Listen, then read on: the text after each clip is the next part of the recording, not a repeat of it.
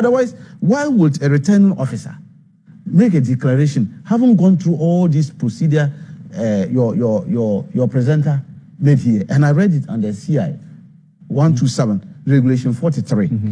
And I'm saying that Madam Jean Mensah wrote to us, and I will read it verbatim, that look, recollection in 2020, recollection can be done at all levels when requested before declaration. This was that before declaration of results. However, once election results have been declared, a dissatisfied party cannot request for a recollection or a recount of the results. What has changed? What has changed in Ghana? What is this?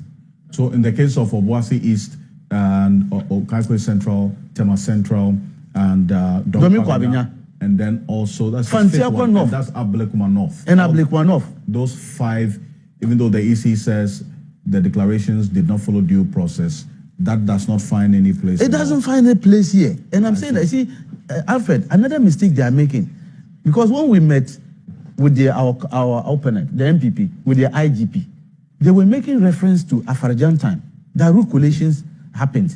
And they were referring to prove is something happened in 2012 and all that. And I told them, you see, you people are not learning. Those elections had CIs under Afari. The CI that was used for the 2004 and 2012 had provision for recollection. But this CI doesn't have provision for recollection. You see, you cannot use those CIs to come and justify what is going on there, because every election cycle has its own CI. So this 2020 and 2024, we use one CI for it. They wanted to amend this, we prevented them.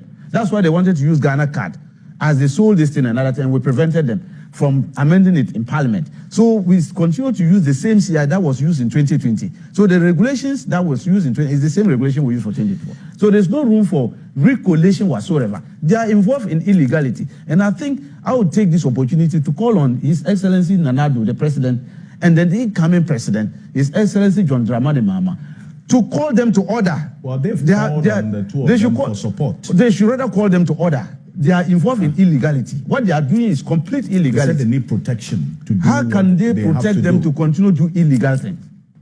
The law is very clear about it. You know, in order not to descend into abyss, we went to court to injunct the process that their recollection they are doing was wrong. And the court is going to see tomorrow. Why are they forcing to do it in the face of these court processes that we have? So you dragged the Electoral Commission to court? We dragged them to court. And yet they are still forcing to do that thing. What is their motive? What are they trying to do? I want us to take a listen briefly to Haruna Mohammed. He is the Deputy General Secretary of the NPP. I spoke to him on Hot Edition of this.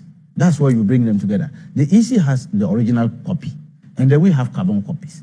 Then the EC will now come and say they don't have this, but they have samples of this in pink sheets, which are altered. In fact, they are not the original ones. There's like, they have brought pink sheets to replace the original one. Ostensibly that they couldn't get them.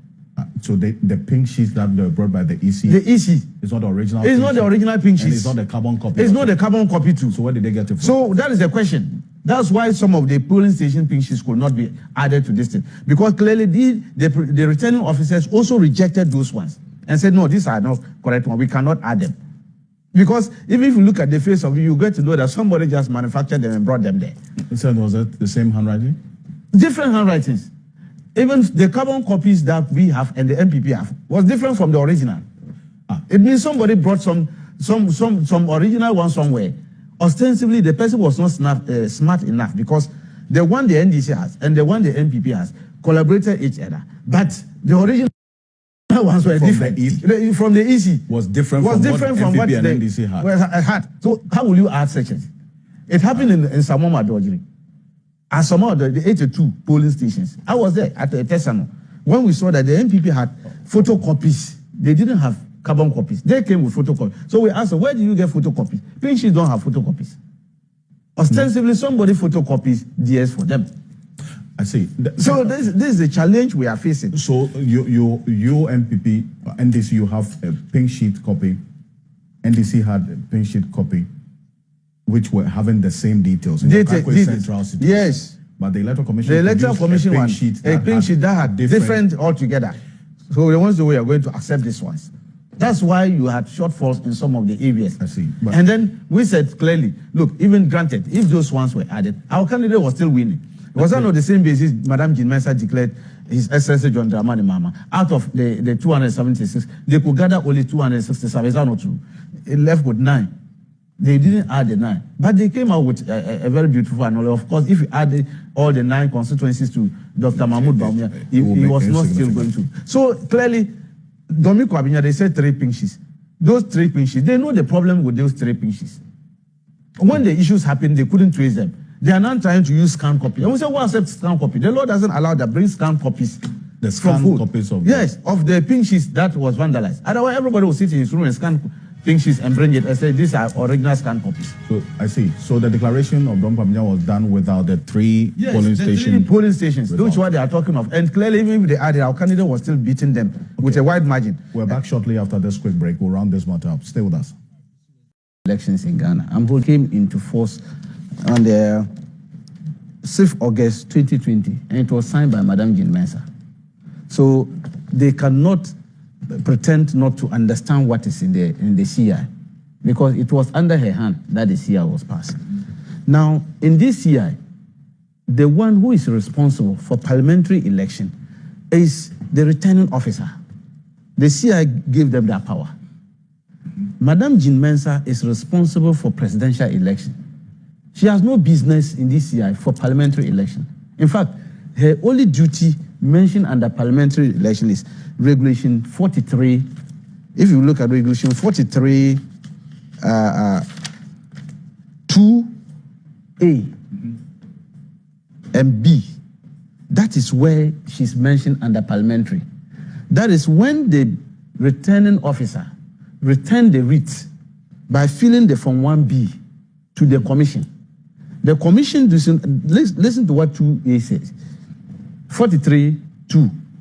The commission shall, on receipt of the endorsed writ, A, publish in the Gazette a notice stating the name of the person elected and the total number of votes cast for each candidate, and inform the clerk to Parliament soon after that of the name of the candidate elected. That is the duty of the commission. Some NDC, in fact, the NPP folks say, to the extent that the Electoral Commission has not gazetted these declarations, they can still challenge it and render it as illegal. What we are saying is that you can challenge that through the court of competent jurisdiction. You cannot mention about recollation here.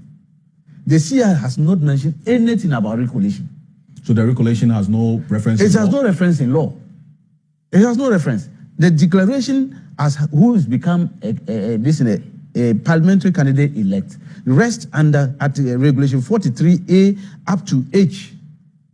And so if a returning officer satisfies himself with these regulations, he can go ahead and declare. And then so when he declares, he sends the writ to the commission. The commission has no power to sit down and say, we are reassessing your declaration, whether it followed due process or not. They don't have that power. Well, their verdict is that some of their officers did these declarations under duress or without adherence to proper collation processes as enshrined in law. Alfred, if you look at Article 99(1) of the 1992 Constitution, that power they are talking of rests in the hands of the High Court. It is the High Court that can determine whether a declaration made by a returning officer was valid or not or follow a due process. Not the electoral commission. They don't have that power. They have constituted themselves into judges. I don't know where they got those powers from. You remember in 2020, when they vandalized Techima South, in the midst of the vandalism, they were declaring results. People were lying down in pool of blood while declaration was going on. We challenged that and told them that, look, this declaration was illegal because proper collation was not done. So they should do recollation. Madam Gyan Mensah wrote back, I can read that part for you, to us, and indicated that in terms of parliamentary election, that when declarations are made, they cannot do recollation again. But in the process of collating, you can ask for recollation before declaration. But if you don't ask for recollation and declaration so made, you cannot come back and ask for the recollation. That was her response to us. For the Techima South in 2020. And she was saying it because of this regulation 43 A to H. But so hold on a bit for me. Let's look at the regulation 43 that you talk about. Dennis Paberi Wadam is here. Dennis, let's get into it. What does it say? Well, so regulation 43 of CI 127, it talks about the processes that need to be adhered to in a declaration and publication of parliamentary election results. So it walks you through a procedure, and the one, regulation 43.1, says that immediately after the results of the poll for all the polling stations in the constituency of the returning officer have been given to the returning officer shall, in the presence of the candidates or the representatives of the candidates, or not more than 2 counting agents appointed by each candidate, A, assemble the results from the polling stations without recounting. So without recounting? Without recounting the ballots in the ballot boxes, except where there is a challenge by a candidate or a counting agent in respect of a specific ballot box. So let's put on record that even the issue of recounting itself is an exception to the law, because the law by its default say that there should not be recounting except where there's a challenge.